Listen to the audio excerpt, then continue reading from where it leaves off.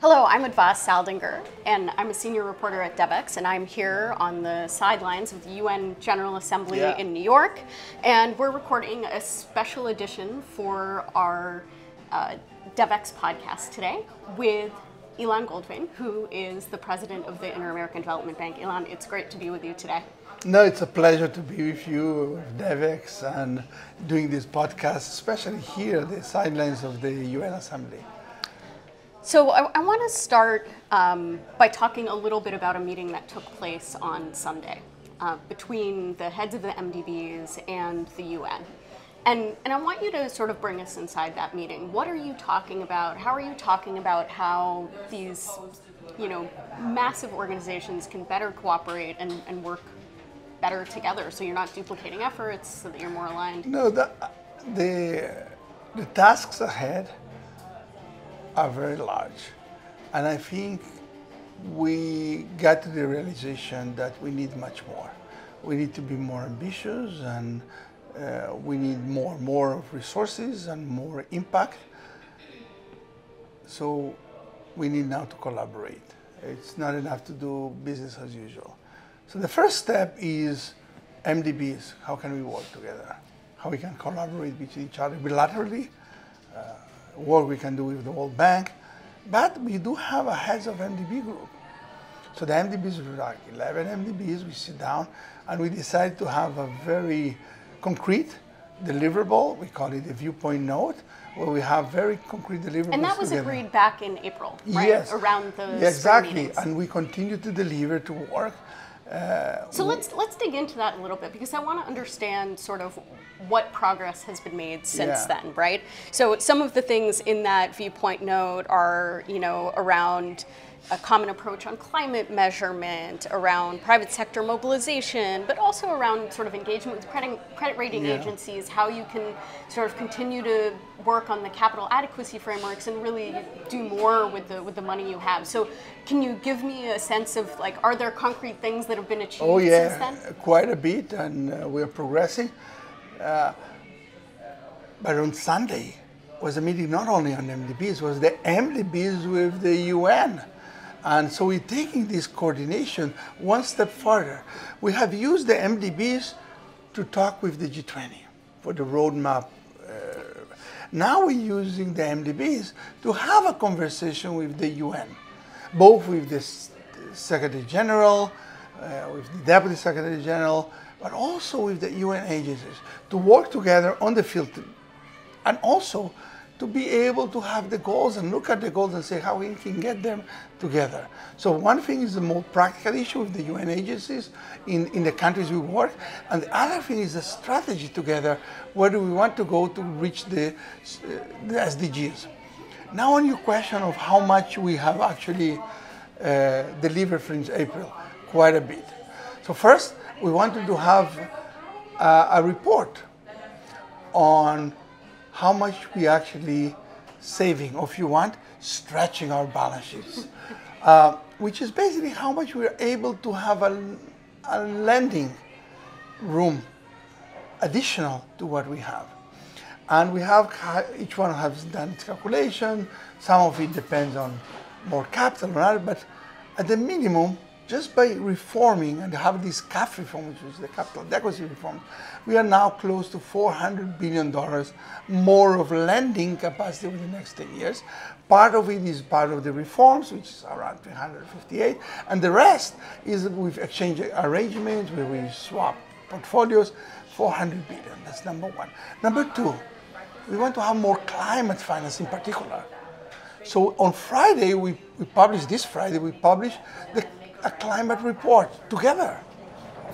And I can give you some headlines of that, which is, for example, we financed $125 billion in 2023. This is 1/4 more, 25% more than last year. We also mobilized together $100 billion of private resources. And that's double of what we have done in 2022. So climate. What else? Co-financing. Are we financing projects together? The World Bank has put aside where we all will deposit, if you want, our projects, and each one will look at the price, oh, I'm interested in that. That's the co-financing. Are the banks actually using that platform already? Well, there is, I think, 94 projects. And there are a lot of projects together. I can give you an example. We have a project in Brazil about currency hedge, where it's called Eco Invest Brazil, which is basically Brazil wants to have some initiative to reduce the currency risk that reduces the investment in climate. So they ask us, can you help us? So we sit down with them, the IDBs sit down with them. We basically look at what can be done. We devise a hedging mechanism, swaps, and all of that, which will reduce the price of hedging. But we also have a liquidity facility that when there's a huge depreciation, we do enter and give them time. So we did that, and World Bank joined with basically the same amount. So that's a project. The other project that we work together, I can tell you one that we're working with the EIB, European, in Barbados, in our region. Mm-hmm. And we are working on this, and we want to announce it, and we will, in October, in the World Bank meetings, and we're running with things. It's a project. So you're starting to see some concrete sort of actions and projects. There was always some financing and some big projects. There were always. So it's not that we are rediscovering that we can work together. What is different is the nature. We are elevating. We're doing more than we used to be. Now we have a site where we deposit, and you can see it. That's one of them. Other things. Can I ask about cooperation at the country level? Because I know yes. that's part of this. That's very important about part of creating these it. country platforms. Yes, that's true. And I wonder if that's a place where you're also engaging with the UN, right? Because an agency like the UNDP, for example, is doing a ton of work at the country level to plan resources. And I actually asked this question of Achim Steiner a few months ago, like, are you working with the MDBs on country platforms? You guys are kind of doing this, so you know what? There's limited money. Don't. That's a great question. So, country platforms. First, we have to define what does it mean a platform, because a platform has different meanings for different. So, some people think a platform is just about co-financing, which we just talked. Whatever they want to do, bring me a project, and we're going to divide, which is great, but it's not only. Others think is about designing the strategy of the country together. Other ones are doing, well, let's design it, let's divide, let's finance. There are different definitions of that. What we want to do, and that's another delivery that we did, is a note, an internal note, to help us define what is a platform. Then the second delivery is about choosing some pilots. Because pilots are important for us to look, this is what we believe is a pilot or not. And we are still in the process of deciding. And the reason it's still under progress is because we don't want to tell the countries who are the pilots. We want the countries to come to us and say, I want to be a platform. I want to be one of them. Because it has to be country-led. And that's very, very important. So basically what we need now to define is, are the countries interested in being? So one obvious case is Egypt, that is not in our region, IDB, but it's part of the MDBs, and they think that that's Egypt-led, and they have been working together. From our region, Colombia is ready to, I want a platform, I want to work with you together, so that's another case. Once we have 5 or 6 like this, and there are a lot of things we're working together, but we want to be able to say this is the country that are owning the platform. And once we have 5 or 6, we're going to announce it. If we're able to announce it next month, we will do. If it's later, we will later, but that's exactly it. Now the UN. The UN clearly has a role, especially in fragile countries. Another example. I like the examples because it gives concreteness to whoever is Haiti. We are there with the United Nations. We are now doing an assessment of losses and damages with the United Nations. We have food programs with the the Food Organization. We have school programs of feeding schools with the UNICEF. And all of this that I have mentioned, we are just signing today or yesterday. Yesterday was the FAO and the World Food Organization. Today with UNICEF. So we are actually walking the talk. We are working together in Haiti. It's not theoretically. It's our most vulnerable country. If you can call it a platform, it's going to be a platform.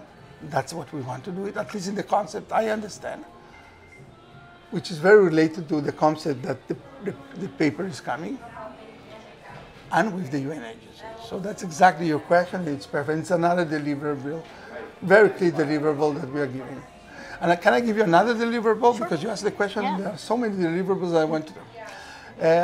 We need to rely on each other, procurement, safeguards, and there are some countries that working with very different processes, very different safeguards. I mean, this is something that countries are begging for, right? More alignment among the MDBs so that they're not going through 3 different processes, sometimes on the same project if you're co-financing, right? We signed 16 mutual agreements where I rely on you, you rely on me.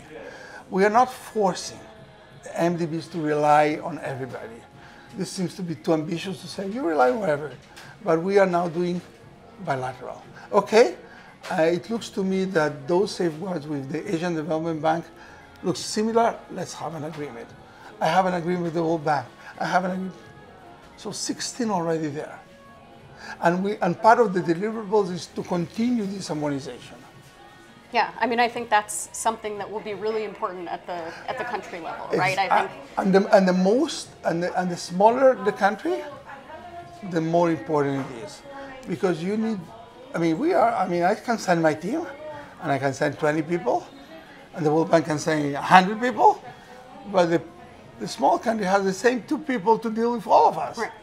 And a lot of these issues are really around capacity at the ministry level, right? The people who are trying to get these things done or trying to work with the MDBs on reform agendas and things like that. And so that's like one of the things that I've heard a lot is really that capacity element is missing in some of these cases. So working together on that, I think, will be quite interesting as well. That's a very important part of our coordination. I wanted to ask about one other sort of proposal thing that I know that you're working on. Yeah. The IMF changed some rules about SDR rechanneling earlier this year. And I know that the IDB and the AFDB, the African Development Bank, are working together. You've come up with a really sort of innovative proposal that allows it to remain a reserve asset, these special drawing rights to remain reserve assets to, and maybe even pay countries a small premium in return in some cases. And I'm curious where that effort stands. Have you gotten donors on board to? So here's where we are. First, the IMF established that the SDR, when they are rechanneled to MDBs, maintain the reserve assets. Second, they approved our instrument as a valid instrument, which is the hybrid capital SDR that the IDB and the African Development Bank. So now we have a reserve asset and our instrument, which is a hybrid capital, approved. What do we need? Now we need the actually rechanneling. And as you know, innovative things are not easy, but where we are. First, we have a purpose. We have established with the presidency of Brazil, of the G20, a purpose for the SDR at the beginning, which will be to fight hunger and poverty. So it's not going to be, whatever, or put SDR here, I'm going to do. That's what we're going to do. And it's a very specific purpose. Okay, so now we have the presidency of the G20. We have the G20 with us. We have African Development Bank. We have the IDB. We have the approvals. So you need some of those G20 nations to actually give you some of those SDRs. Exactly. So we are in conversation with a lot of them, but it's a group coordination, right? It's like, okay, I'm okay, but is there somebody else going to okay too? Because you have to have a number of countries come into the instrument, right? It looks to us that if we have 5, there is a critical mass. And we have a lot of candidates and a lot of supporters, but we need to somehow bring them together and actually make them say, okay, here we are, it's a done deal. So this is where we are. We are in a conversation. Will that happen at the annual meetings? What does the timeline look like? So we want in the annual meetings to have a big step so that we're ready in November to launch it, because the hunger and Poverty Alliance will be launched in November. If we can launch in November with the candidates, will be ideal. But again, we want to use the IMF annual meeting for a very important conversation. So we're now having the conversation bilaterally, see if we can call critical mass there, and then we can agree that we're going to launch it there. Again, this depends on getting there. There's always a resistance to innovative instruments. It's easier to say, well, there's an SDR here at the IMF. I'm just changing boxes within the IMF.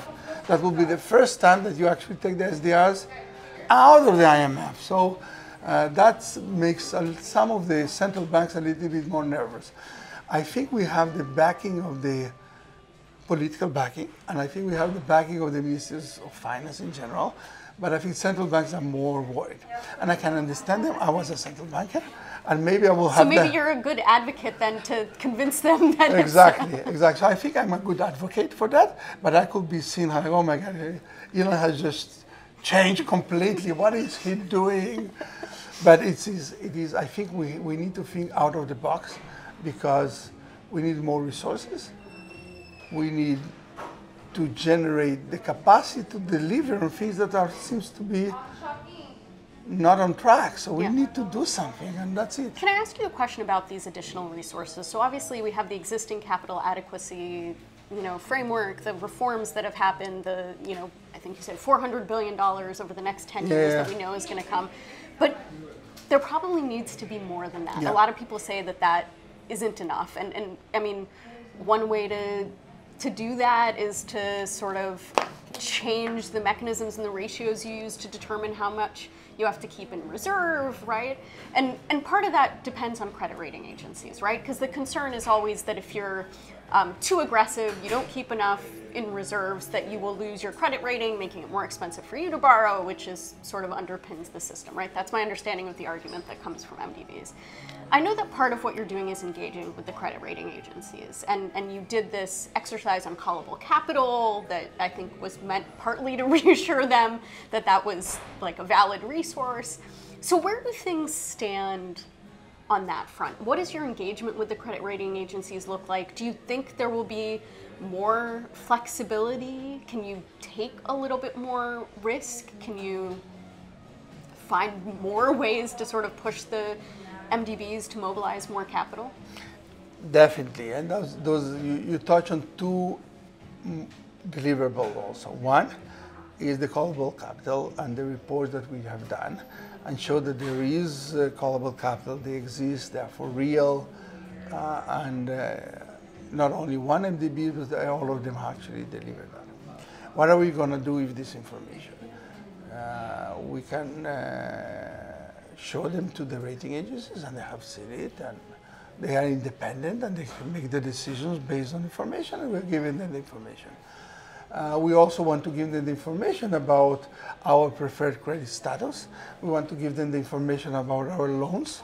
So there is a project called the GEMS, which is basically giving data on our recovery rates, our default rates, and basically saying, look, this is what happened with our loans. We are the preferred credit status. It has been like that. We always get paid. Not always, but almost always. One question is about the GEMS database. So that is only recently, the data there been made public. And when I was having conversations with people around that, one of the things they said is that it's not granular enough, especially folks in the private sector, to be useful. Yeah. Is that something that the MDBs are looking at? Yeah, about? Will you improve the sort of quality of data? We just, I think it was 1 month ago, or less than that, we published IDB own more granular data, and the European Investment Bank that's working is pushing for more granular, and the World Bank has published more. And we heard this morning, I was in a meeting, that they're actually going to put it on Bloomberg, and I'm gonna send my team that we publish to send it also to Bloomberg, because I want everybody to see the data, and we're going to work to publish joint data. But whoever can show more like we did, like the World Bank did, and that's what we're going to do. And that's very important. Why? Because we need more mobilization. it's all about having more resources. So we talk about SDRs, we talk about callable capital, but a very important pool of resources, private sector. And if you give them the information, they feel more comfortable to come with us. And if we give them the ability to invest more, like the currency hedge that I mentioned in Brazil, they will come more. And one of our very important deliverables is to engage more with the private sector. This morning, we had a meeting with the World Bank, with us, with the private sector players, talking about how we're going to manage risk. They like to call it the risk. I like to say manage risk, because they are de-risking, but I'm taking the risk. Taking risk. So I think it's managing risk, but that's fine. That's the reason we exist. We reduce the risk that they cannot control, the uncertainty. So that's what we're doing. Currency risk, you cannot deal with it? Okay, let's hope. What else you cannot deal? Rule of law. Let's work on that, because we are the MDBs that can work with policies. That's why we have our policy laws to try to figure out. So we give the stability and they can enter. So those are the issues that we are working in order to attract private sector. So we need more money from the MDBs. We need more money from governments, but we need the private sector too. So everything counts. Yeah. I want to ask you about the Financing for Development conference, which is coming up next year. And it's a really big moment. I mean, I think one of the interesting things at ARES in 2015 is that I put sort of that private sector mobilization piece on the agenda in a way it hadn't been before, right? That's where sort of this idea of billions to trillions originated. And I think to that end, we really haven't seen mobilization happen at scale. So you talked about some of the things that the MDBs can do to help manage that risk, you know, guarantees, hedging, different things. A lot of people I speak to think that the MDBs maybe need to take more risk in this whole picture, but I'm curious what you see as the role of MDBs, your role in these conversations around the Financing for Development Forum, in the lead up to it. What needs to happen at that summit to really move things forward? How does the sort of MDB reform and private sector piece fit in? We need to have consistency. We cannot have these deliverables and talk to the G20 and then talk with the UN now, and then in the Finance for Development we do something else. So we need to see how much we can progress this year and prepare next year with the Finance for Development for the next step. So for example, we talk about platforms. We can advance more, but why don't we have a deadline in Sevilla where platforms are reality there?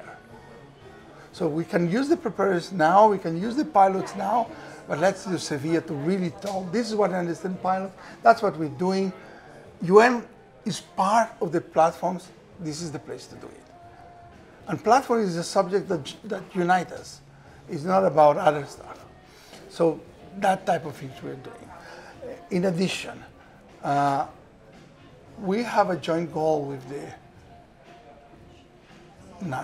UN members.